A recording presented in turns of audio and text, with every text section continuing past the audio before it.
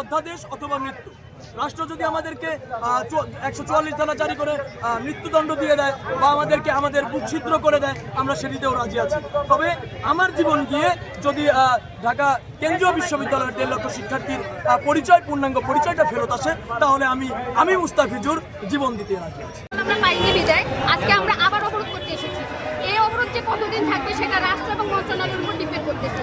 ওনারা যতদিন না আমাদের এই তখন না মানবে ততদিন আমরা এখানে থাকবো।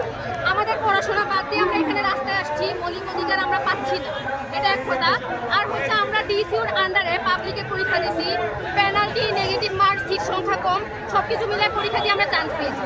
কিন্তু আমাদের পেয়েছি কি আমরা কিছুই পাইনি রাষ্ট্র থেকে। কেন পাইনি? কারণ আমাদেরকে অর্ডিন্যান্স দেওয়া হয়নি, এর জন্য আমরা পাইনি। মূলত আমরা আজকে এখানে এসেছি অর্ডিন্যান্সের জন্য।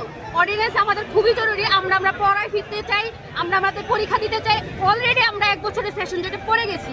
সেই সেশন জটটা মূলত আমরা কাটিয়ে আমরা ভবিষ্যতের দিকে ফোকাস করতে চাই। আমরা আমাদের রাষ্ট্রের জন্য কাজ করতে চাই, কিন্তু তারা আমাদেরকে সেই সুযোগ দিচ্ছে না, মৌলিক অধিকারটা দিচ্ছে না। তো আমরা রাষ্ট্রের প্রতি খুবই হতাশ। ওনাদেরকে বিশ্বাস করেছি, আস্থা করেছি, কিন্তু ওনারা আমাদের কিছুই দেয় নাই, দেয়নি না। কি দিয়েছে? কিচ্ছুই দেয়নি।